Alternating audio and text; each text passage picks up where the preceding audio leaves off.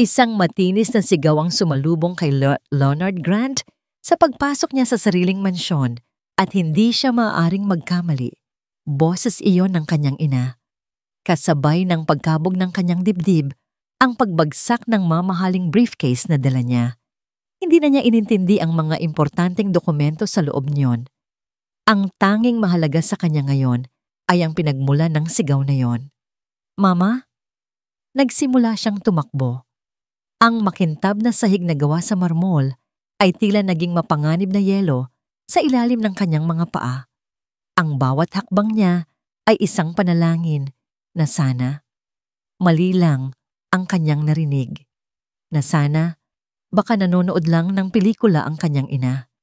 Pero may kung anong malamig na daliri ang humaplos sa kanyang batok. Isang babala. Kanina lang, nasa alapaap si Leonard. Isang malaking business deal ang matagumpay niyang isinara.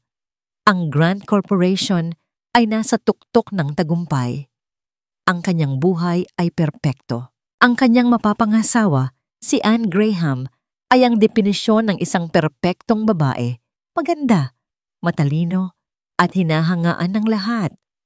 Ang kasal nila ang magiging pinakamalaking social event ng taon. Lahat ay nasa ayos. Lahat ay perpekto. Habang tinatahak niya ang pasilyo patungo sa sala, muling naglaro sa isip niya ang huling pag-uusap nila ng ina sa telepono kaninang umaga. Anak, huwag mo na akong alalahanin. Ayos lang ako dito, sabi ni Catherine sa mahinang boses, pilit na pinapasigla. Sigurado po kayo, ma? Pwede naman po akong umuwi kung kailangan ninyo ako. Huwag. Mas importante ang trabaho mo. Nandito naman si Anne para alagaan ako. Pagkatapos ng tawag na yon, sinabi sa kanya ni Anne, matatanda na talaga hon. Nagiging malilimutin at sumpungin. Huwag kang mag-alala. Ako ang bahala kay mama. Ang mga salitang yon ay nagbigay sa kanya ng kapayapaan. Isang maling kapayapaan. Bigla niyang naalala ang dahilan kung bakit siya umuwi ng maaga.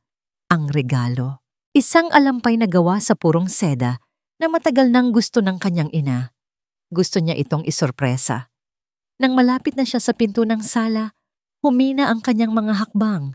May naririnig siyang mga boses. Bakit ba ang pabigat mo? Matanda ka? Si Anne. Ang boses ay kasing lamig ng yelo. Wala itong bahid ng lambing at pag-aalaga na palagi niyang ipinapakita sa harap niya. Hindi ko sinasadya, iha. Nadulas lang ang kamay ko. Sagot ng kanyang ina, nanginginig ang boses. Nadulas? O sinadya mong itapon ang tsaang tinitimpla ko para sa'yo? Para masabi mong hindi kita inaalagaan? Gusto mo bang magsumbong sa anak mo? Ha? Sabihin mo. Napatigil sa paghinga si Leonard. Ito ba talaga si Anne? Ang babaeng pakakasalan niya? Dahan-dahan niyang itinulak ang bahagyang nakabukas na pinto. At ang perpektong mundo niya ay gumuho sa isang iglap. Nakita niya si Anne, nakatayo at nakapamaywang. Ang kanyang mukha, na palaging tila isang anghel, ay puno ng galit at pagkasuklam. Sa sahig, nakaupo ang kanyang ina, si Catherine, basang-basa ng natapong tsaa at nanginginig sa takot. Tumayo ka dyan! Sigaw ni Anne. Hinawakan ni Anne ang braso ng matanda at pilit itong itinayo. Ngunit sadyang mahina na si Catherine, muli itong natumba. Pero sa pagkakataong ito, hindi ito aksidente. Isang malakas na tulak mula kay Anne. Isang kalabog. Nakita ni Leonard ang lahat. Nakita niya kung paano bumagsak ang kanyang ina sa sahig na parang isang basahan. Ang maliit na kahon na naglalaman ng regalong alampay ay nalaglag mula sa kanyang kamay. Bumagsak ito sa sahig at ang tunog ng pagkasira nito ay umalingaw-ngaw sa nakabibinging katahimikan. Sa tunog na yon, napalingon si Anne. Ang mga mata nila ay nagtagpo. Sa mga mata ni Leonard ay ang apoy ng hindi maipaliwanag na sakit at pagkawasak. Sa mga mata ni Anne, sa kauna-unahang pagkakataon, nakita ni Leonard ang purong takot. Naging bato si Leonard sa kanyang kinatatayuan. Ang tanging gumagalaw sa paligid ay ang ang alikabok na sumasayaw sa sinag ng hapon na tumatagos sa bintana. Ang lahat ay nagyelo sa sandaling iyon. Ang takot sa mga mata ni Anne, ang panginginig sa katawan ng kanyang ina, at ang unti-unting pagguho ng mundo sa loob niya. Si Anne ang unang kumilos. Ang maskara ng pagkasindak sa kanyang mukha ay biglang napalitan ng isang desperadong pag-arte. "Hon!" Tumakbo si Anne, palapit sa kanya, na para bang siya ang biktima. "Leonard, salamat at dumating ka. Hindi ko na alam ang gagawin ko." Sinubukan nitong hawakan ang kanyang braso, ngunit umiling si Leonard at umatras ng isang hakbang. Ang bawat himaymay sa kanyang katawan ay sumisigaw na huwag magpapahawak sa babaeng yon. Hindi niya pinansin si Anne. Ang kanyang mga mata ay nakatuon lamang sa kanyang ina na nasa sahig. Lumuhod siya at marahang inalalayan si Catherine. "Mama, ayos lang po ba kayo?" tanong niya. Ang boses ay basag at puno ng pag-aalala. "Leonard, anak," iyon lang ang lumabas sa bibig ni Catherine bago siya napahikbi. "Hon, pakinggan mo ako," muling sabi ni Anne. Lumuhod na rin ito sa kabilang panig at sinimulang umiyak. "Nag-uusap lang kami ni Mama. Bigla na lang siyang nagalit. Iwinasiwas niya ang tasa ng tsa. Sinubukan ko siyang pakalmahin pero nadulas siya. Isang aksidente lang ang lahat." Ang mga salita ni Anne ay perpektong binalangkas, puno ng pagkumbinsi. Kung ibang araw, kung hindi niya nakita ang pagtulak, baka naniwala pa siya. Ngunit nakita niya. Nakita ng dalawa niyang mga mata. "Isang aksidente?" Malamig na tanong ni Leonard. Hindi pa rin inaalis ang tingin sa kanyang ina. "Oo. Leonard, please, maniwala ka sa akin." Pagmamakaawa ni Anne, ang mga luha ay tuloy-tuloy sa pag-agos sa kanyang pisngi. "Tingnan mo, hindi siya makapagsalita. Minsan talaga, nalilito na siya. Hindi niya na alam ang ginagawa niya. Naaawa ako sa kanya, Hon." Ginamit ni Anne ang pananahimik ng kanyang ina bilang armas laban dito. At sa isang saglit, isang katiting na pagdududa ang gumapang sa puso ni Leonard. Paano kung totoo ngang nagkakamali siya? Ngunit habang marahan niyang itinataas ang manggastang damit ng kanyang ina para suriin kung may sugat ito, isang bagay ang pumukaw sa kanyang pansin. Isang luma at halos maghilom na pasa sa pulsuhan nito. Kulay dilaw na may halong lila. Isang pasang hindi dulot ng pagkakabagsak ngayon lang. Biglang nag-init ang kanyang mga mata. Lahat ng pagdududa ay naglaho na parang bula. Ito na pala iyon. Ito na ang sagot sa lahat ng pagtataka niya. Ang mga panlilin lang. Ang matatamis na ngangiti na nagkukubli ng isang halimaw. Ang bawat sandali na pinigilan siya ni Anne na umuwi ng maaga. Ang bawat pagkakataon na sinabi nitong, "Ako na ang bahala kay Mama." Lahat ng yon ay hindi pagmamalasakit. Iyon ay paraan para itago ang demonyong anyo nito. Tinitigan niya ang pasa. Matagal. Sapat para mapansin ni Anne kung ano ang tinitingnan niya. Iyan ba? Mabilis na palusot ni Anne, bagaman may halong kaba sa boses nito. "Nabangga siya sa pinto nung isang araw. Sinabi ko naman sa'yo, di ba? Masyado na siyang clumsy." Dahan-dahang inangat ni Leonard ang kanyang paningin. Wala nang bakas ng pagmamahal sa kanyang mga mata. Tanging lamig na lang ang natira. Isang nakapangingilabot na lamig na mas matalim pa sa anumang sigaw. "Huwag mo akong hawakan," mariing utos ni Leonard nang akmang hahawakan muli siya ni Anne. "Leonard, Hon?" "Sabi ko, huwag mo akong hawakan." Ang boses ni Leonard ay dumagundong sa apat na sulok ng silid. Napapitlag si Anne. Maging si Catherine ay napakapit sa laylayan ng damit ng anak. Huminga ng malalim si Leonard. Pilit niyang kinalma ang sarili para sa ina. Marahan niyang inalalayan si Catherine pabalik sa sofa. Kumuha siya ng throw pillow at maingat na inilagay sa likuran nito. Hinalikan niya ito sa noo, isang pangako ng proteksyon na Hindi na kailangan pang bigkasin. Saka siya humarap kay Anne. Tumayo siya ng tuwid. Ginagamit ang tangkad at awtoridad niya bilang CEO para iparamdam kay Anne kung sino ang tunay na may kapangyarihan sa pamamahay na ito. Umalis ka. Mahina, ngunit madiin niyang sabi. Ano? Nanlaki ang mga mata ni Anne. Ang luha sa kanyang mga mata ay biglang natuyo. Papalayasin mo ako? Dahil lang sa aksidenteng ito? Leonard, malapit na ang kasal natin. Ano na lang ang sasabihin ng mga tao? Masisira ang image mo. Napangisi ng mapait si Leonard. Image? Iyan lang ba ang mahalaga sa'yo? Humakbang siya palapit kay Anne. Sa bawat hakbang niya, napaaatras ang babae hanggang sa maramdaman nito ang pader sa kanyang likuran. Wala akong pakialam sa sasabihin ng mga tao. Bulong ni Leonard, ang muka ay ilang pulgada na lang ang layo kay Anne. Ang alam ko lang, ayokong makita ang pagmumukha mo sa bahay ko. At lalong ayokong makita kang malapit sa nanay ko kahit kailan. Nagkakamali ka. Mahal ko ang nanay mo. Sigaw ni Anne, pero ang boses niya ay nagsisimula ng mabitak sa takot. Hindi dahil sa pagsisisi, kundi dahil nakikita niyang dumudulas na sa mga kamay niya ang kayamanang matagal niyang pinagplanuhan. Hindi na sumagot si Leonard. Pinindot niya ang intercom sa pader. Manang Fe, tumawag ka ng security. Ngayon din.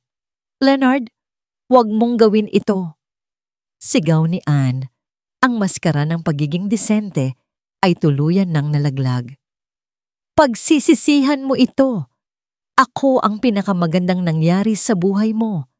Kung wala ako, isa ka lang malungkot na lalaki na may inang ulyanin. Natigilan ang mga katulong na nasa pasilyo.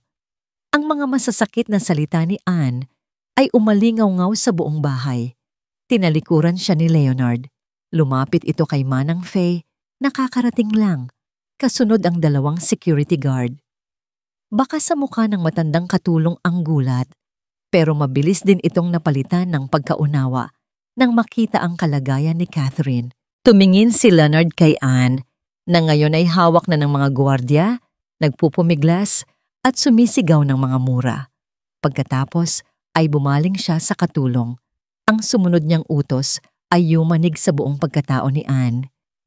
Manang Fe, seryosong wika ni Leonard habang nakaturo ang daliri sa pinto. Iempake mo ang mga gamit ni Miss Graham. Lahat ng gamit niya, sisiguraduhin kong wala siyang babalikan dito ngayong gabi. Nakatayo si Anne sa gitna ng malawak at malamig na opisina ni Leonard. Sa loob ng mansyon, ang mga luha sa kanyang pisngi ay tuyo na. Alam niyang wala nang silbi ang pag-arte. Sa ibabaw ng mahogany na mesa, nagniningning ang engagement ring na may 3 karat na diamante. Hinubad niya ito kanina at ibinalibag sa harap ni Leonard. Umaasang maghahabol ito. Umaasang luluhod ito at magmamakaawa. Pero hindi. Nakatayo lang si Leonard sa may bintana, nakatalikod sa kanya. Ang postura nito ay matigas, hindi matitinag. Parang pader. Umalis ka na. Malamig na utos ni Leonard nang hindi man lang humaharap. Ang mga abogado ko na ang makikipag-usap sa'yo tungkol sa mga legalidad ng paghihiwalay. Napakuyom si Anne ng kamao. Ang kuko niya ay bumaon sa kanyang palad. Ito na ba yon? Ilang taon ng pagpapanggap, pagtitiis sa mabaho at ulyanin niyang ina? At ganito lang ang ending? Tatalikuran siya dahil lang sa isang tulak? Isang nakakakilabot na tawa ang kumawala sa mga labi ni Anne.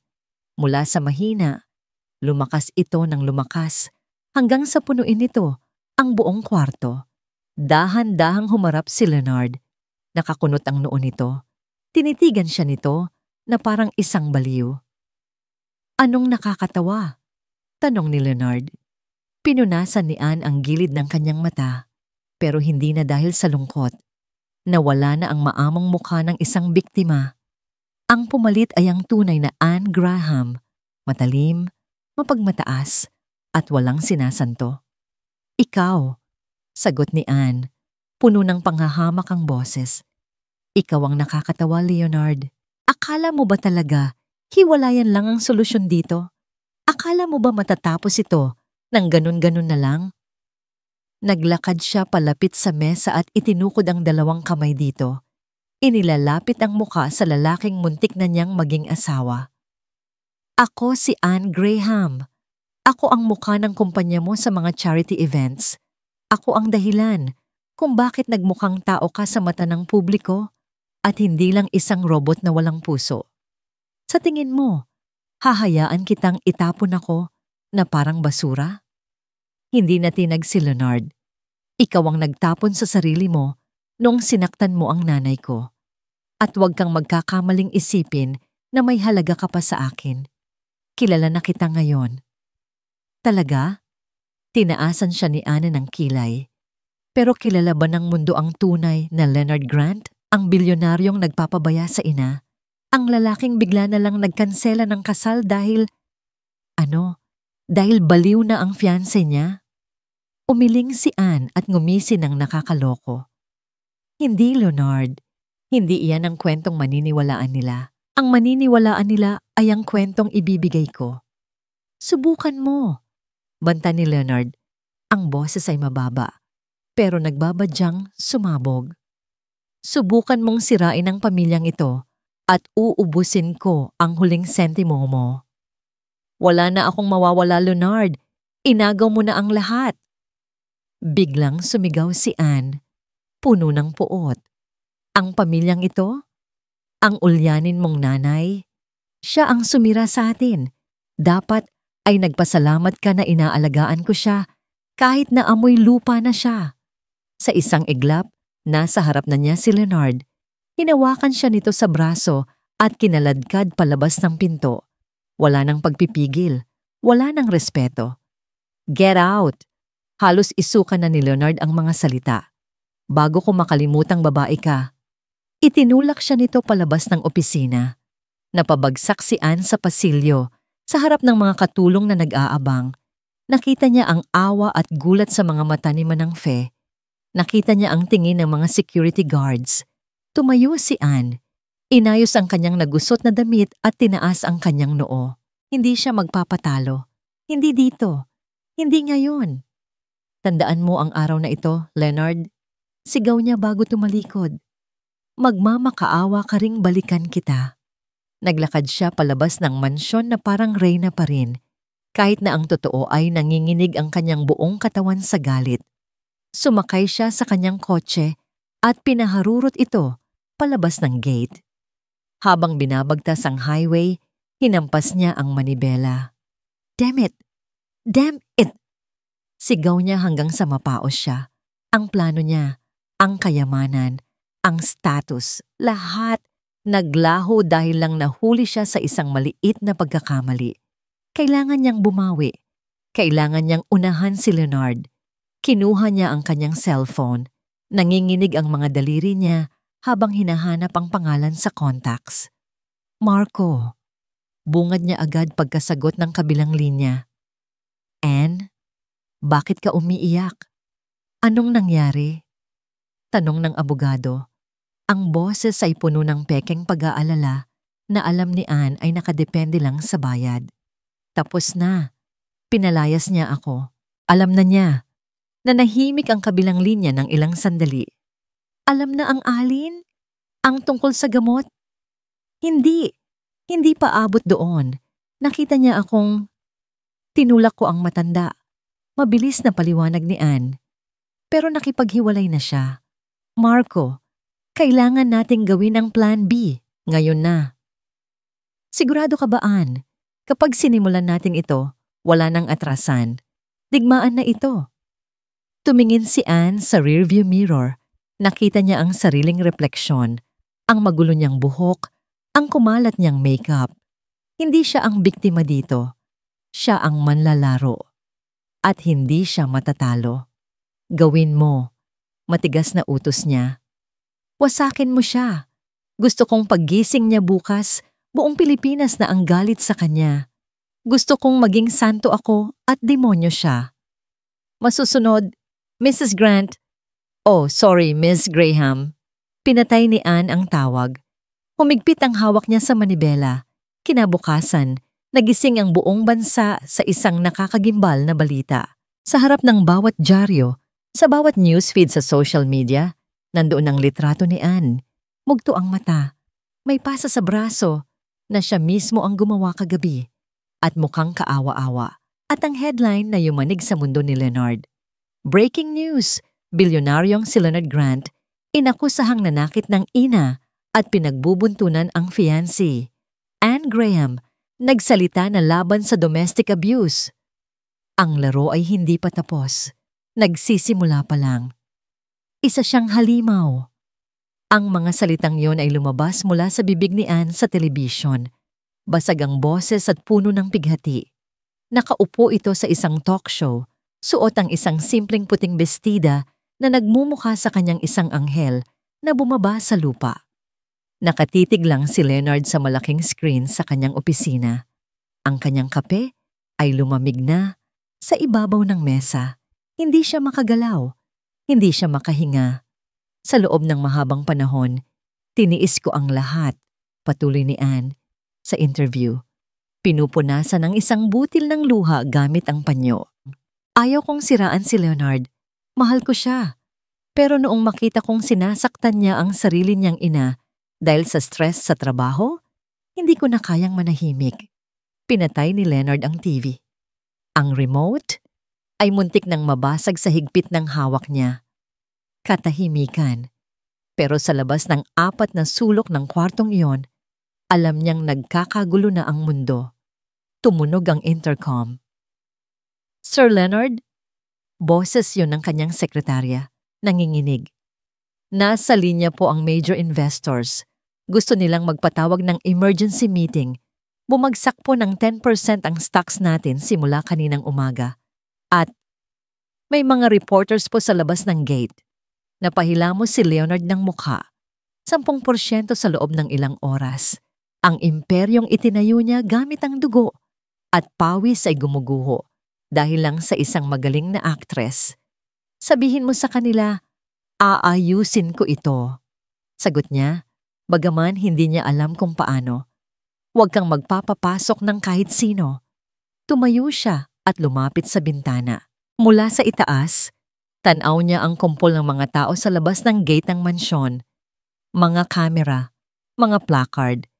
May nakasulat na Justice for Anne at Boycott Grant Corp. Napapikit siya. Paano naging ganito ang lahat? Siya ang nagligtas sa nanay niya, pero bakit siya ngayon ang kontrabida? Kailangan niya ng karamay. Kailangan niya ang nag-iisang tao na nakakaalam ng totoo. Lumabas siya ng opisina at dumiretso sa kwarto ni Catherine. Pagbukas niya ng pinto, naabutan niya ang kanyang ina na nakaupo sa gilid ng kama. Nakatingin ito sa kawalan.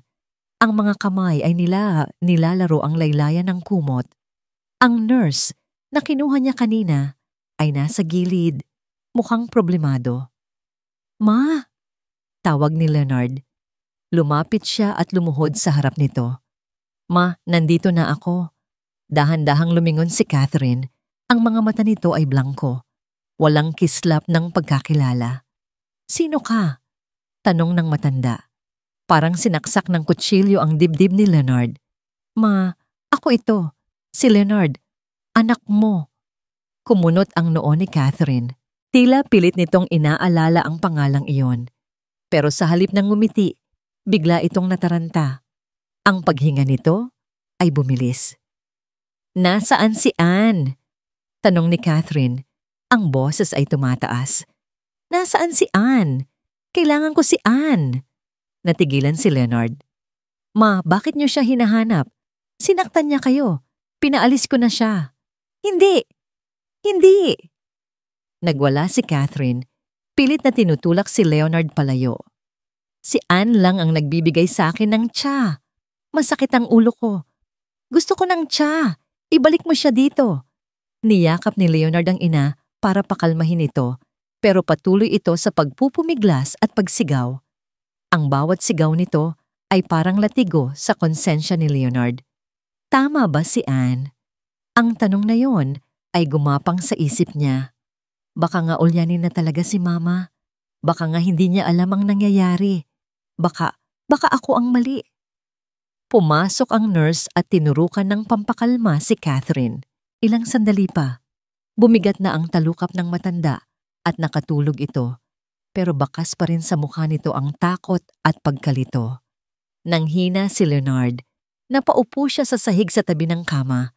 Pakiramdam niya ay tinalikuran siya ng buong mundo, pati na ng sarili niyang ina. Habang nakayuko, nahagip ng mata niya ang side table.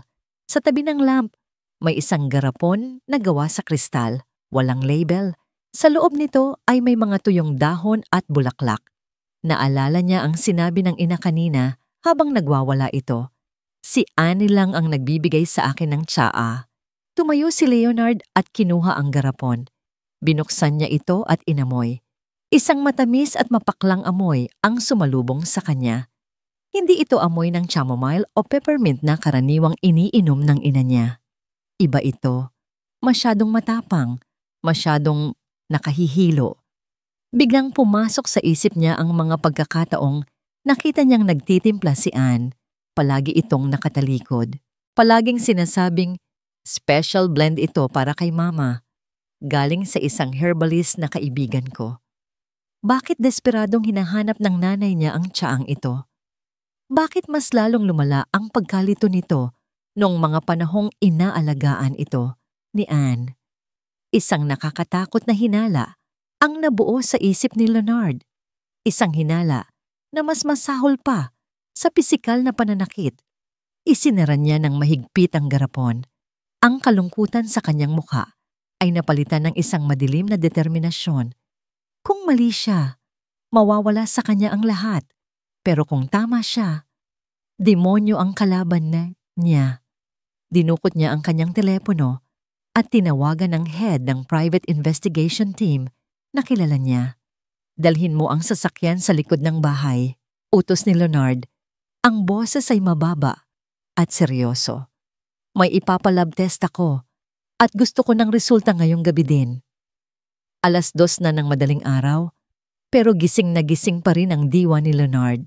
Ang tanging ilaw sa kanyang opisina ay nagmumula sa computer screen nan sa harap niya.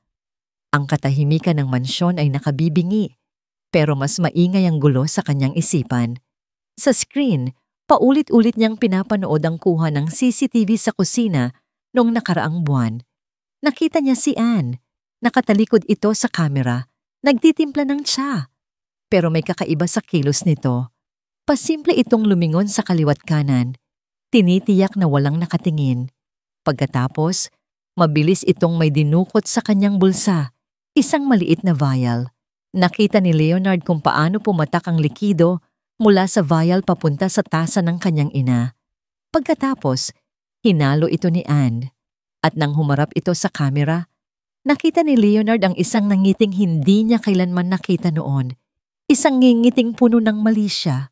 Napakuyom ang kamao ni Leonard. Nasa harap ko lang ang lahat. Paano ako naging ganito kabulag? Isang katok sa pinto ang bumasag sa kanyang konsentrasyon. Pasok! Matigas na sabi ni Leonard. Bumukas ang pinto at pumasok ang isang lalaking nakasuot ng itim na jacket at sombrero. Si Reyes, ang pinagkakatiwalaan niyang private investigator. Basang-basa ito ng ulan. Sir Leonard, bati ni Reyes, sabay abot ng isang makapal na folder. Medyo nahirapan ako. Masyadong magaling magtago ng bakas ang babaeng yon. Agad na binuksan ni Leonard ang folder. Ang laman nito ay mga bank statements, land titles, at mga lumang newspaper clippings. Anong nalaman mo? Tanong ni Leonard habang mabilis na binabasa ang mga dokumento. Ang Graham Empire na ipinagmamalaki niya. Matagal nang wala yun, sir. Seryosong paliwanag ni Reyes. Bankrupt na ang pamilya nila 5 taon na ang nakakaraan. Ang mansyon nila sa Forbes. Rentado lang. Ang mga sasakyan, lahat nakalis. Napahinto si Leonard sa pagbabasa. Ang imahe ng rich heiress na ipinakilala sa kanya ni Anne ay isa lang palang malaking ilusyon. Pera, bulong ni Leonard. Kaya pala siya nagmamadaling magpakasal. Kailangan niya ng pera para sagipin ang sarili niya. Hindi lang yun, sir. Dagdag ni Reyes. Lumapit ito sa mesa at itinuro ang isang litrato sa folder. Tingnan niyo ito. Litrato yun ni Anne, nakausap ang isang lalaki sa loob ng isang madilim na restaurant. Ang lalaki ay pamilyar kay Leonard. Masyadong pamilyar. Si Marco Valdez, ang abogado ni Anne. Biglang bumalik ang alaala ni Leonard. 10 taon na ang nakakaraan. Ang tatay niya at si Marco nagtatalo sa korte. Si Marco, na noon ay isang promising young lawyer, ay natalo sa isang kaso laban sa Grant Corp. Dahil sa pagkatalo na yon, nawalan ng lisensya si Marco ng sandali at nasira ang pangalan nito. Si Marco, sambit ni Leonard, ang galit ay unti-unting napapalitan ng pagkaunawa sa lawak ng konspirasyon. May personal siyang galit sa pamilya namin. Mukhang matagal na nilang plinano ito, sir, sabi ni Reyes. Si Anne ang pain, si Marco ang utak. Gusto nilang ubusin ang yaman ng mga Grant. Isinara ni Leonard ang folder.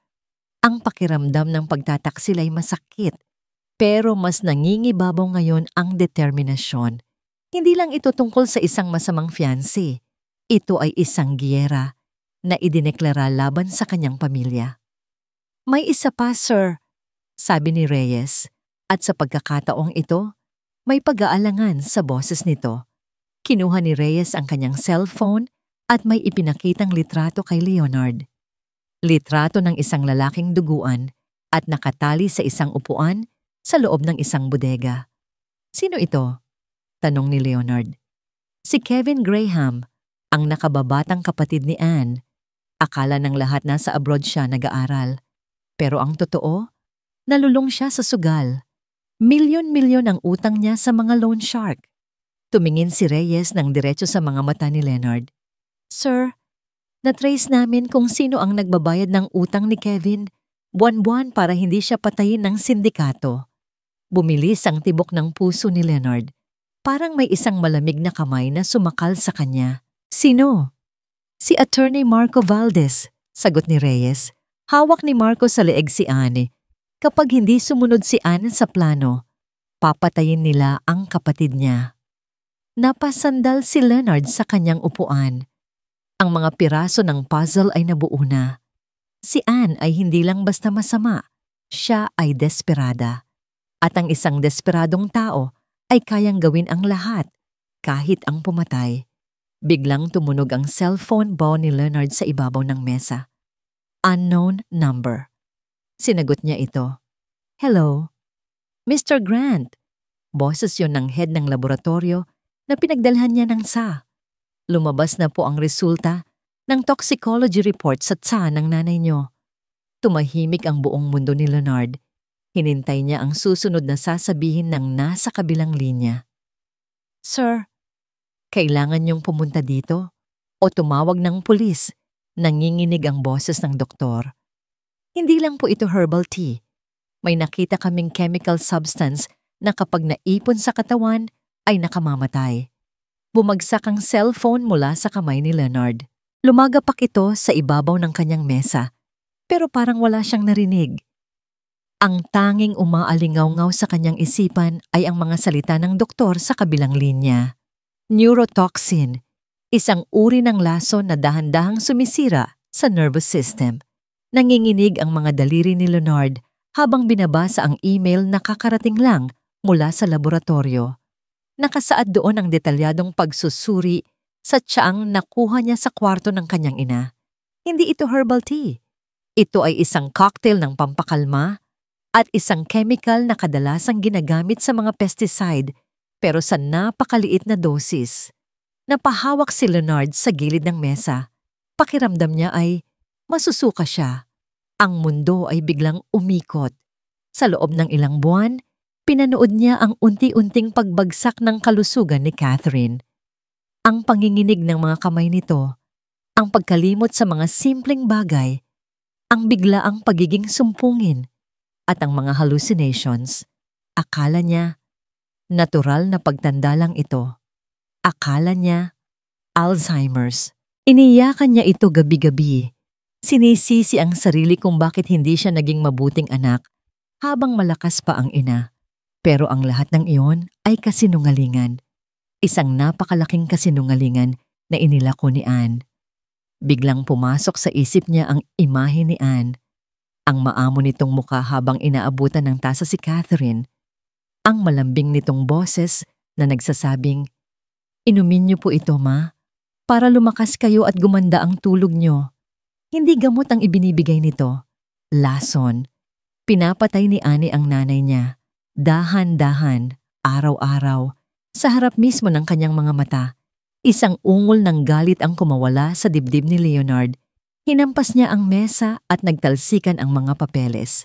Ang sakit ay napalitan ng isang nag-aalab na puot na ngayon lang niya naramdaman sa buong buhay niya.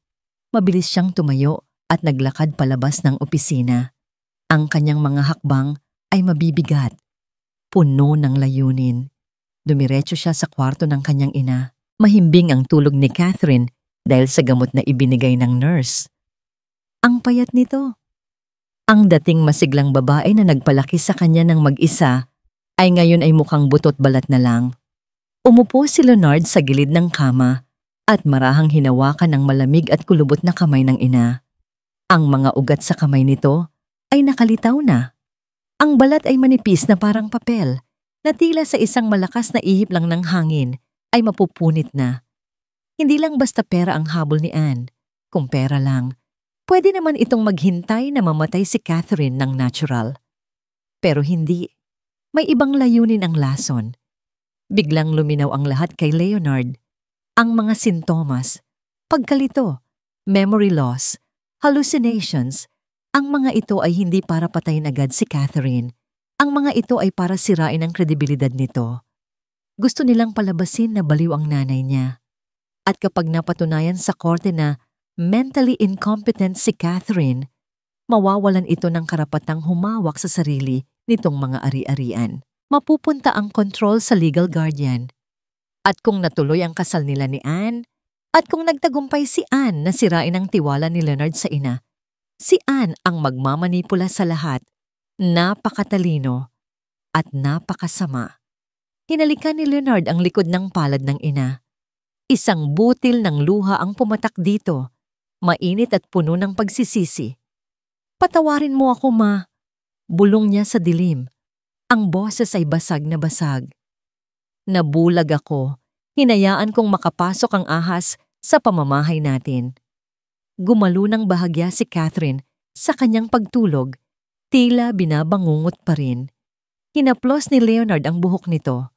"Huwag kang mag-alala. Tapos na ang pagiging mabait ko. Tapos na ang pagiging bulag ko." Tumayo si Leonard. Pinunasan niya ang kanyang mukha. Wala nang bakas ng luha o pagkahabag. Ang natira na lang ay ang mukha ng isang CEO na handang durugin ang sinumang kakalaban sa kanya. Kinuha niya ulit ang cellphone at tinawagan ang kanyang Chief Legal Counsel. "Attorney Gomez," bunggad niya agad. "Sir Leonard, madaling araw na po ah. May problema ba?" "Gusto kong ihanda mo ang lahat ng resources ng kumpanya. Wala akong pakialam kung magkano ang gagastusin natin." Madiin na utos ni Leonard. "Para saan po, sir? Sa PR crisis ba dahil sa interview ni Miss Graham?" "Hindi," sagot ni Leonard, habang nakatingin sa garapon ng nakalalasong tsaa na hawak niya. Ang mga mata niya ay nagliliyab sa dilim. Hindi na ito tungkol sa PR. Hindi na ito tungkol sa annulment o breach of contract. Lumabas siya ng kwarto at naglakad sa pasilyo. Ang bawat hakbang niya ay umaalingaw-ngaw, parang tunog ng martilyo ng hustisya. "Mag-file ka ng kaso," utos ni Leonard. "Frustrated murder laban kay Anne Graham at Marco Valdez." Nanahimik ang kabilang linya dahil sa gulat. "At attorney," dagdag ni Leonard bago ibaba ang telepono. "Siguraduhin mong wala silang matatakbuhan dahil sisiguraduhin kong sa kulungan sila mabubulok." Pinatay niya ang tawag. Tumingin siya sa malaking painting nila ni Anne na nakasabit pa rin sa dulo ng hagdanan. Ang mukha ng babaeng minahal niya, na ngayon ay kinasusuklaman niya ng higit sa lahat. Akala ni Anne at Marco nasa kanila ang alas. Akala nila isang helpless na biktima si Leonard na nagtatago sa takot dahil sa media. Hindi nila alam, gising na ang leon. At gutom ito sa hustisya. Humanda kayo, bulong ni Leonard sa kawalan. Dahil sisimulan ko na ang gera. Cheers! Nag-umpugan ang 2 kopita ng mamahaling champagne. Ang tunog ng kristal ay musika sa pandinig ni Anne. Nasa loob sila ng isang private room sa pinakamahal na restaurant sa Makati. Sa harap niya ay nakaupo si Attorney Marco Valdez, nakangisi habang niluluwagan ang kanyang korbata. Nakita mo ba ang balita kanina, Anne? Tanong ni Marco. Sabay lagok ng alak. Bumagsak na naman ang stocks ng Grand Corp. Ang board of directors ay nagkakagulo na. Gusto na nilang patalsikin si Leonard. Ngumiti si Anne, pero hindi umabot sa mata. Oo, magaling ako, hindi ba? Sobrang galing, puri ni Marco. Ang acting mo sa interview? Oscar-worthy. Naniniwala na ang buong Pilipinas na isa kang martir na fiancé at si Leonard ay isang abusadong anak. Sumandal si Anne sa kanyang upuan. Dapat ay masaya siya. Dapat ay nagse-celebrate siya. Nasa palad na niya ang tagumpay. Pero may isang bagay na bumabagabag sa kanya. Tiningnan niya ang kanyang cellphone sa ibabaw ng mesa. Tahimik. Bakit hindi siya tumatawag? Bulong ni Anne. Huminto si Marco sa paghiwa ng steak. Sino? Si Leonard? Oo. Sagot ni Anne.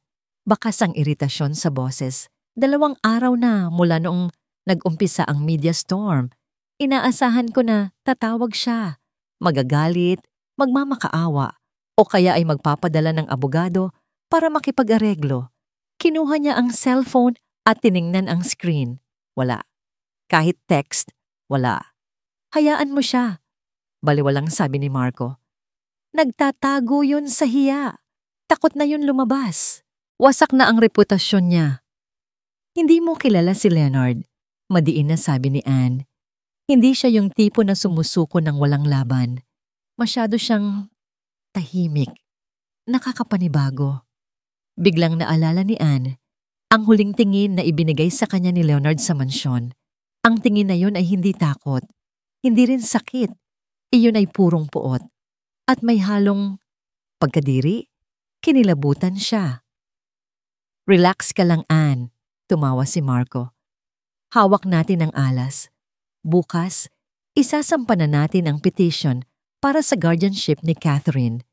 Kapag napatunayan nating mentally incompetent ang matanda at unstable si Leonard, ikaw, bilang ang mapagkalingang fiancé, ang may pinakamalakas na laban para maging temporary guardian habang inaayos ang gulo. At kapag nakuha ko ang guardianship, hawak na natin ang pera ni Catherine. Pagtatapos ni Marco, mababayaran na natin ang utang ng kapatid mo at mabubuhay tayo ng marangya. Huminga ng malalim si Anne. Tama si Marco. Wala nang magagawa si Leonard. Sira na ito sa publiko. Tumunog ang cellphone ni Marco.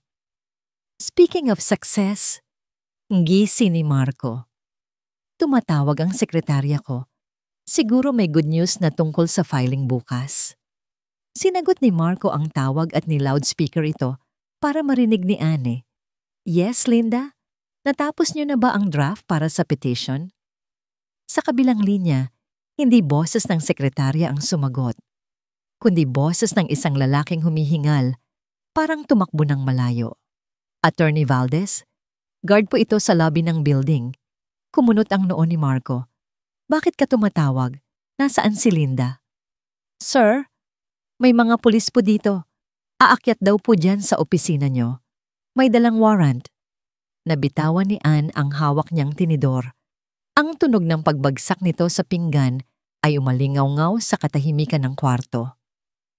Pulis? Namumutlang tanong ni Marco. Anong warrant? Warrant of arrest? Imposible. Wala akong ginagawang illegal. Hindi po arrest, sir. Search warrant daw po. at may kasama po silang taga-NBI. Biglang bumukas ang pinto ng private room ng restaurant. Hindi pulis ang pumasok, kundi ang head waiter, mukhang natataranta. "Sir, ma'am, may naghahanap po sa inyo sa labas. Sheriff daw po ng korte." Nagkatinginan sina Anne at Marco.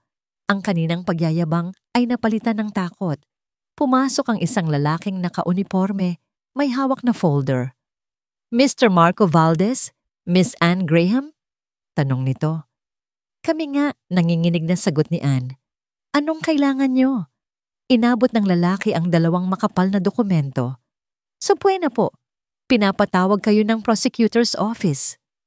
Agad na hinablot ni Marco ang papel.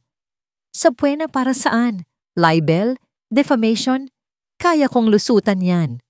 Binuksan ni Marco ang dokumento. At sa unang pagkakataon, nakita ni Anne na nanlaki ang mga mata ng abogado sa takot. Namutla ito na parang nakakita ng multo. "Marco?" Tanong ni Anne na halos hindi na makahinga. "Anong kaso? Anong isinampa niya?" Dahan-dahang ibinaba ni Marco ang papel.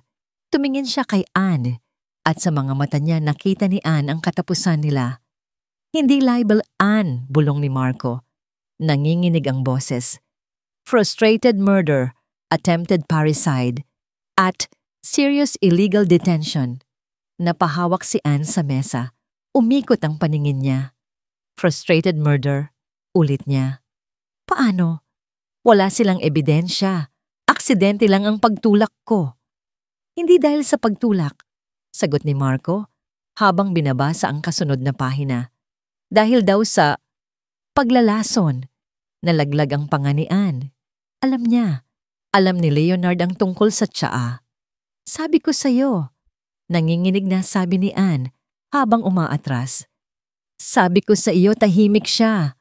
Ang bitag ay hindi para kay Leonard. Ang bitag ay para sa kanila. At ngayong gabi, bigla itong sumara. "Huwag kang makulit, ma. Inumin mo ito." Napanood ni Leonard ang sarili niya sa screen ng tablet. Sumisigaw siya. Nakaduro ang daliri niya sa mukha ng kanyang ina na umiiyak sa isang sulok. Pero hindi iyon ang totoong nangyari. Naalala niya ang araw na yon. 3 taon na ang nakararaan. May sakit noon si Catherine at ayaw nitong uminom ng gamot dahil sa takot sa side effects. Nag-aalala lang siya. Napataas lang ang boses niya dahil sa takot na baka lumala ang sakit nito. Pero sa video na kumakalat ngayon sa social media, tinanggal ang konteksto. Ang narinig lang ay ang sigaw niya. Ang nakita lang ay ang takot sa mukha ng ina niya. At ang caption sa ilalim ng video ay dumurog sa puso niya. "Leonard Grant, ang tunay na halimaw sa likod ng maskara." Ibinato ni Leonard ang tablet sa pader. Nabiyak ang screen at bumagsak ito sa sahig kasabay ng pagguho ng pag-asa niya. Akala niya, sapat na ang toxicology report. Akala niya, sapat na ang ebidensya ng frustrated murder para patahimikin sina Anne at Marco. Pero nagkamali siya. Masyado niyang minaliit ang kasamaan ng kalaban. Bumukas ang pinto at pumasok si Attorney Gomez. Ang mukha ng matandang abogado ay seryoso at may halong awa. Hindi na kailangan pang magtanong ni Leonard. Alam na niya na may masamang balita. "Sir," panimula ng abogado. Iniiwas ang tingin. "Natanggap ko na ang counter affidavit ni na Marco at nag-file sila ng urgent motion sa korte." "Anong motion?" tanong ni Leonard habang hinihilot ang sumasakit niyang sentido. Hinihiling nila na ilipat agad ang custody ng iyong ina sa DSD o sa isang court-appointed guardian. Ginamit nila ang viral video bilang ebidensya na ikaw ay unstable at mapanganib sa kalusugan ni Mrs. Grant. Napaupo si Leonard. "Pero nilalason siya ni Anne. May report tayo." "Sinasabi nilang peke ang report," paliwanag ni Attorney Gomez.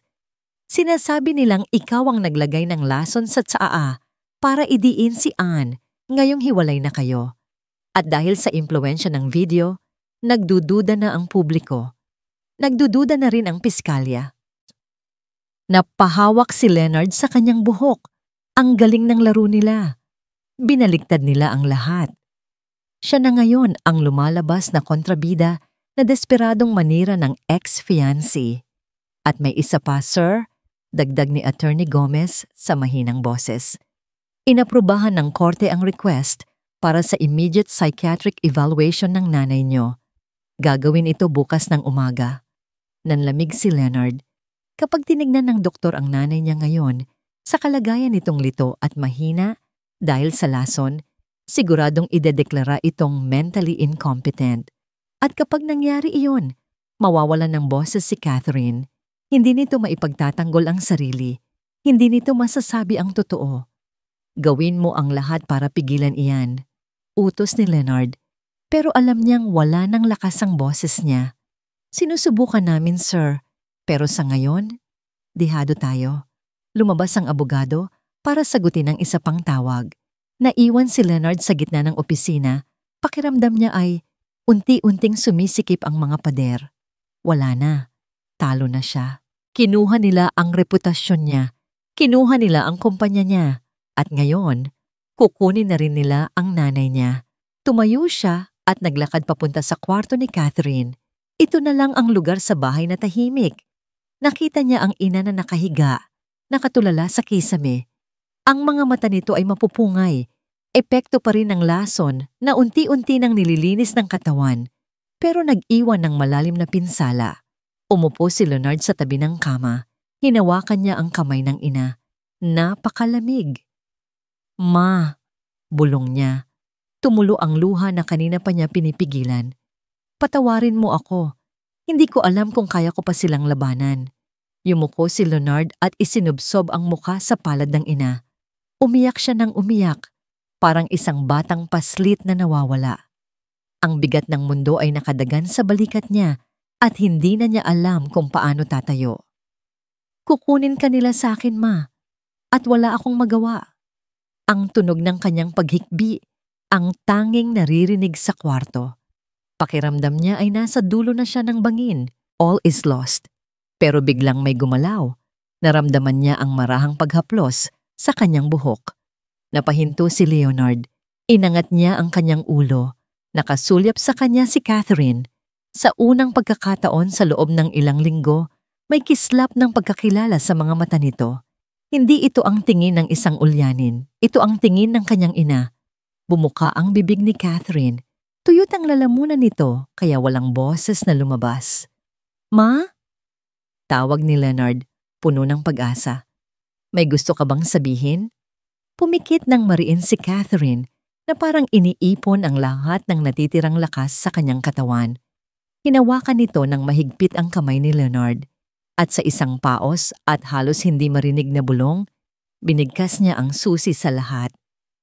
Ang kahon. Inilapit ni Leonard ang tenga niya sa bibig ng ina. Anong kahon, ma? Ang lumang music box. Sa bodega. Bulong ni Catherine, bago muling pumikit dahil sa pagod. Ang talaarawan. Madilim at amoy luma ang bodega sa likod ng mansyon. Puno ito ng mga kahon na pinaglipasan na ng panahon, mga lumang laruan, mga dekorasyon tuwing Pasko, at mga gamit ng yumaong ama ni Leonard. Pero hindi alaala ang hinahanap ni Leonard ngayon. Hinahanap niya ang katotohanan. Gamit ang flashlight ng kanyang cellphone, hinalughog niya ang bawat sulok. Ang pawis ay tumutulo sa kanyang noo, humahalo sa alikabok na dumidikit sa kanyang mukha. Nasaan ka na? Bulong niya, halos magmakaawa sa hangin. Ma, saan mo itinago? Halos isang oras na siyang naghahanap. Sa bawat minutong lumilipas, bumabalik ang takot. Paano kung guni-guni lang ang lahat? Paano kung ang sinabi ng ina kanina ay dala lang ng pagkalito? Napaupo si Leonard sa sahig, pagod at nawawalan ng pag-asa. Inilawan niya ang isang tumpok ng mga lumang libro sa kanyang paanan. At doon, sa ilalim ng mga libro, may nakita siyang kumislap, isang kahoy na kahon. Gawa sa nara, may mga ukit na bulaklak. Bumilis ang tibok ng puso ni Leonard. Kilala niya ang kahong ito. Ito ang music box. na iniregalo ng tatay niya sa nanay niya noong 25th anniversary ng mga ito. Dahan-dahan niyang inabot ang kahon. Mabigat ito. At nanginginig ang mga kamay niya nang buksan niya ang trangka. Isang pamilyar at malungkot na melodya ang tumugtog, Moon River. Pero hindi ang musika ang mahalaga.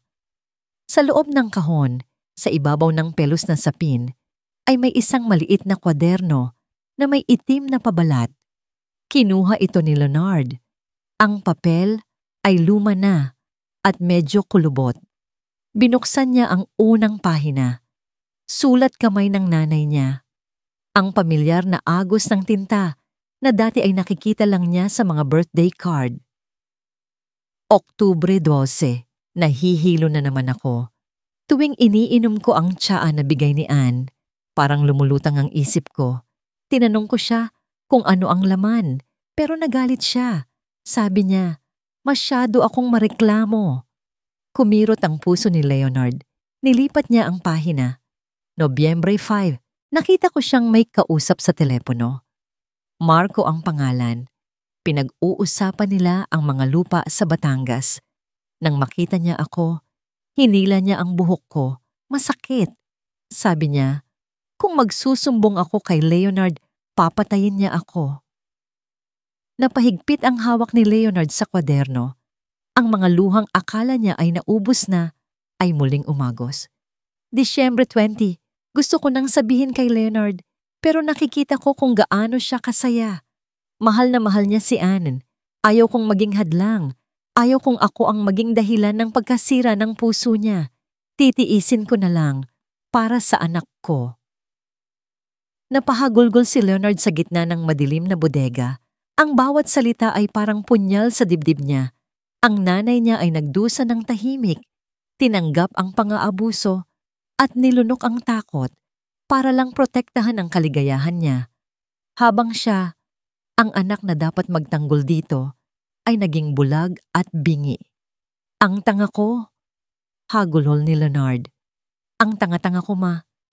Sa huling pahina ng diary, may nakaipit na isang bagay, isang maliit na SD card.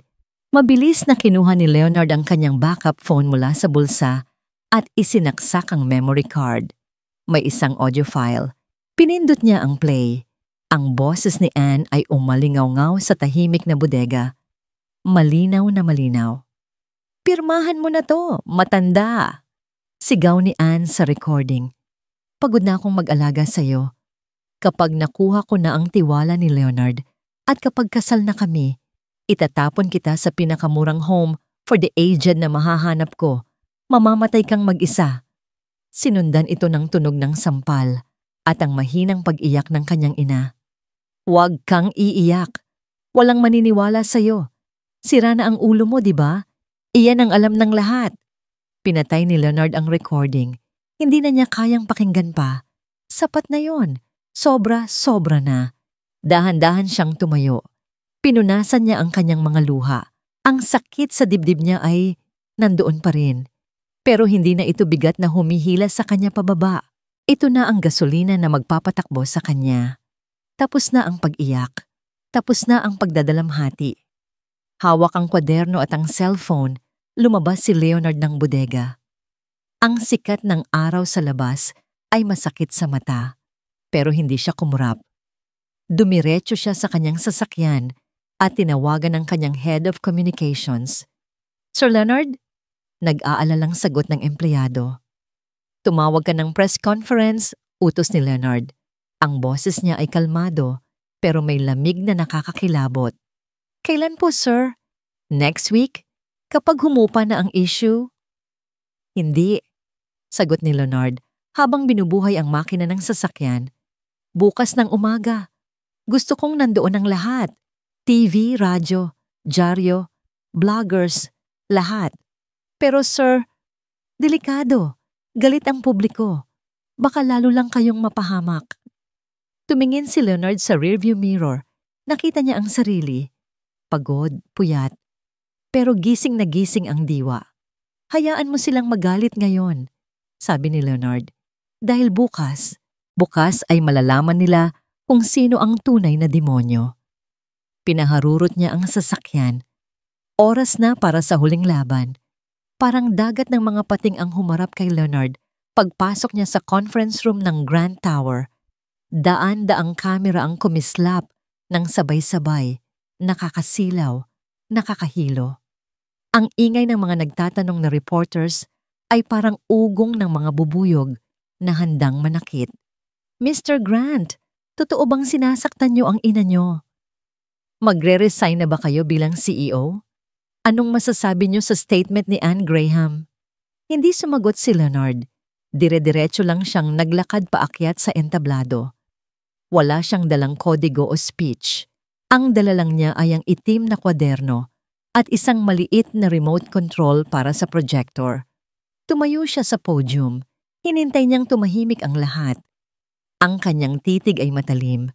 Walang bahid ng takot o hiya na inaasahan ng publiko. Sa kabilang dako ng lungsod, sa loob ng marangyang opisina ni Attorney Marco Valdez, nakatutok sina Anne at Marco sa malaking telebisyon. Tingnan mo siya. Tumawa si Anne habang humihit-hit ng sigarilyo. Mukha siyang talunan. Sigurado akong mag-a-announce na siya ng bankruptcy o resignation. At kapag nangyari yun, dagdag ni Marco habang nagbubukas ng isang bote ng wine, tuloy-tuloy na ang pagbagsak ng stock price, makukuha natin ang kumpanya sa presyong sisiw. Nag-cheer sila. Kampante, sigurado sa panalo. Bumalik ang kamera kay Leonard. Huminga ito nang malalim at nagsalita. Nandito ako ngayon, hindi para linisin ang pangalan ko. Panimula ni Leonard. Ang boses niya ay mababa, pero umaalingaw-ngaw sa buong kwarto. Nandito ako para ibunyag ang isang krimen. Kumunot ang noo ni Anne. Anong pinagsasabi niya? Sa screen, pinindot ni Leonard ang remote. Sa malaking monitor sa likod niya, lumabas ang isang medical document. Ito ay toxicology report mula sa NBI Forensic Chemistry Division. Paliwanag ni Leonard. Nagpapatunay na sa loob ng 6 na buwan, ang aking ina, si Catherine Grant, ay dahan-dahang nilalason gamit ang neurotoxins. Nagbulungan ang mga reporters. Nagsimulang mag-flash muli ang mga kamera. Fake news!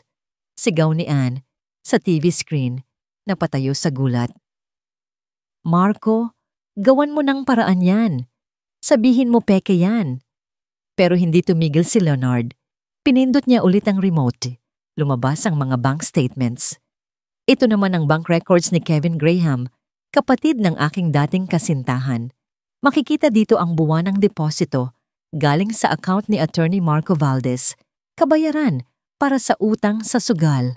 Namutla si Marco. Nabitawan niya ang hawak na baso ng wine. Basag. Paano niya nakuha yan? Nanginginig na tanong ni Marco. Sabi ko sa bangko, i-encrypt lahat. At ito, nagpatuloy si Leonard. Ang boses niya ay nagsimulang mabasag dahil sa emosyon. Itinaas niya ang itim na kwaderno. Ito ang diary ng nanay ko. Tumahimik ang buong press room. Wala nang nagbubulungan. Lahat ay nakikinig. Binuksan ni Leonard ang kwaderno at nagbasa. Disyembre 25, Pasko ngayon. Sinabunutan ako ni Anne dahil natapon ko ang sabaw. Sabi niya, pabigat lang ako kay Leonard. Gusto ko nang mamatay para hindi na mahirapan ang anak ko. Tumulo ang luha ni Leonard habang nagbabasa pero hindi siya huminto. Sa opisina ni Marco, napaupo si Anne. Nanlalamig ang buong katawan niya. Parang hinuhubaran siya sa harap ng buong mundo. Ang imahe niyang martir ay unti-unting nalulusaw.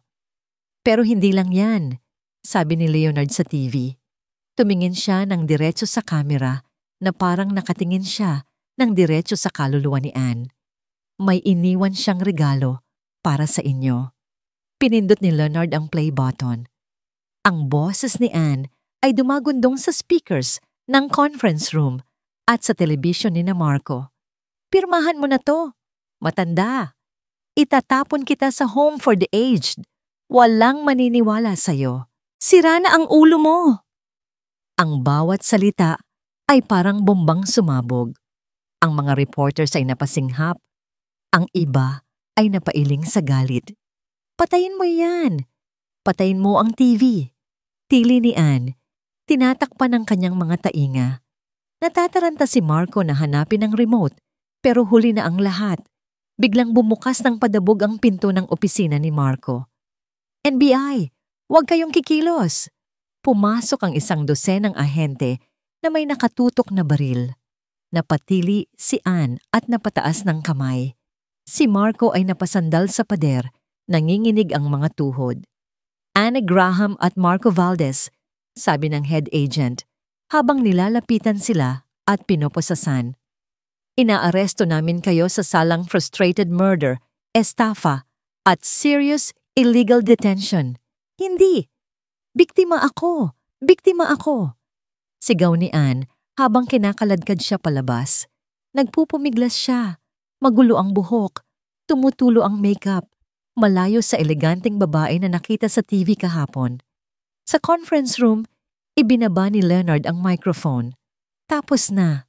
Nakita niya sa monitor ng isang reporter ang live feed ng pag-aresto kina Annie at Mark. Nakita niya ang pagbagsak ng mga taong sumira sa buhay nila. Katahimikan.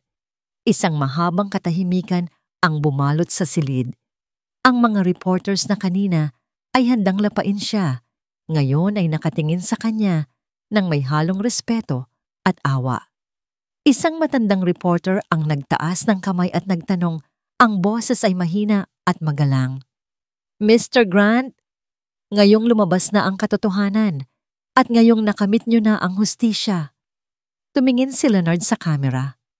Pagod na pagod siya, pero magaan na ang kanyang pakiramdam. Ano na po ang gagawin ninyo ngayon? Lumipas ang 6 na buwan. Ang balita tungkol sa Grant Scandal ay dahan-dahang humupa. Napalitan ng mga bagong headline. Sina Anne Graham at Marco Valdez ay nakulong, naghihintay sa kanilang sentensya. Ang media, na dati ay handang lapain si Leonard, ay ngayon ay humanga sa kanyang lakas at paninindigan. Ngunit ang lahat ng iyon ay baliwala na kay Leonard. Ang mahalaga lang ngayon ay ang araw-araw na paggising niya at makita ang mapayapang mukha ng kanyang ina. Nasa balkonahe sila ng mansyon, pinagmamasdan ang naglalakihang puno ng mangga na hitik sa bunga. Dahan-dahan nang bumubuti ang kalusugan ni Catherine. Bagaman may mga pagkakataon pa ring nakakalimot siya, mas malinaw na ang kanyang isip. Ang ganda ng tanawin dito, anak, sabi ni Catherine. Hawak ang tasa ng tsaa. Tsamo mawawamail, siguradong walang lason. Naalala ko noong bata ka, lagi kang nagtatago sa ilalim ng mangga kapag pinapalo kita. Napangiti si Leonard. Kasi po alam kong hindi niyo ako kayang habulin, ma. Aba, ngayon ko lang nalaman yan. Tumawa si Catherine, isang tunog na matagal nang hindi naririnig ni Leonard. Ang musika sa kanyang kaluluwa. Pinisil ni Leonard ang kamay ng ina. Ito na ang tunay na kayamanan. Hindi ang kumpanya, hindi ang posisyon, kundi ang mga sandaling ito kasama ang taong handang magsakripisyo ng lahat para sa kanya. Isang linggo pagkatapos ng press conference, nagbitiw si Leonard sa posisyon niya bilang CEO ng Grant Corporation. Nagulat ang lahat, pero hindi na niya kailangan ang kapangyarihan o ang prestihiyo. Ang natutunan niya ay ang tunay na halaga ng buhay. Ipinasa niya ang pamamahala sa isang matalik na kaibigan na pinagkakatiwalaan niya, habang siya ay nanatili bilang chairman of the board. Ang Grant Corporation ay nanatiling matatag. Sa katunayan ay mas lumakas pa dahil sa buong suporta ng publiko na humanga sa integridad ng pamilya Grant. Ngunit ang kanyang oras at enerhiya ay nakatuon ngayon sa isang mas makabuluhang proyekto. Ready na po ba kayo, ma? Tanong ni Leonard. Tumango si Catherine. Kailan pa ba ako hindi handa? Magkasama silang pumunta sa isang simple ngunit eleganteng event hall. Puno ito ng mga tao, mga miyembro ng media, mga politiko at mga ordinaryong mamamayan. Umakyat si Leonard sa entablado. Sa tabi niya, nakaupo si Catherine. Suot ang paborito nitong alampay na ibinigay ni Leonard noon. Magandang umaga po sa inyong lahat.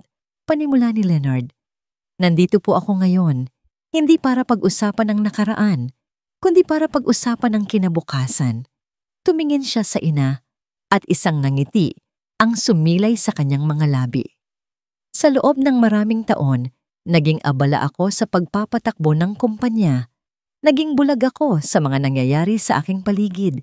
At dahil sa pagiging bulag ko, muntik na akong mawalan ng pinakamahalaga sa akin, ang aking ina. Yumuko si Leonard, nagbibigay galang sa ina. Ngayon po, gusto kong ipahayag ang pagtatatag ng Catherine Grant Foundation, isang non-profit organization na nakatuon sa pagbibigay proteksyon, pangangalaga, at advokasya para sa mga matatanda na biktima ng pang-aabuso, pananamantala, at pagpapabaya. Isang malakas na palakpakan ang pumuno sa bulwagan. Niyakap ni Leonard ang ina na ngayon ay umiiyak na sa tuwa. Ang mga dating luha ni Leonard ay puno ng pagsisisi at galit. Ngayon, ang luha niya ay puno ng pag-asa. Ang aking ina, patuloy ni Leonard, ang aking inspirasyon. Siya ang magiging mukha ng pondasyong ito. At sisiguraduhin naming sa tulong ninyong lahat, walang matanda ang makakaranas ng dinanas niya. Pagkatapos ng press conference, bumisita si Leonard sa isang bagong home for the aged na itinatayo ng foundation. Nakita niya ang mga ngiti sa mukha ng mga matatandang residenteng inaasikaso ng mga mababait na staff. Sa gabing iyon, matapos ang isang mahabang araw, umupo si Leonard sa tabi ng ina sa sala. Nakasindi ang fireplace. Si Catherine ay nakasandal sa kanya. Mahimbing ang tulog. Kinuha ni Leonard ang isang librong paborito ng ina niya at sinimulang basahin. Ang kanyang boses ay malumanay. Naghahatid ng kapayapaan sa buong silid. Hindi na niya hinabol ang perpektong imahe. Hindi na niya hinabol ang kayamanan o kapangyarihan. Ang perpekto para kay Leonard ay ang mga sandaling ito. Ang init ng katawan ng ina sa tabi niya. Ang tahimik na pagtibok ng puso nito. Ang musika ng buhay na ngayon ay lubos niyang pinahahalagahan. Ang kanyang tahanan ay hindi na isang mansyon na puno ng mga lihim. Ito ay isang tahanan na puno ng pagmamahal. Ito ang kanyang pundasyon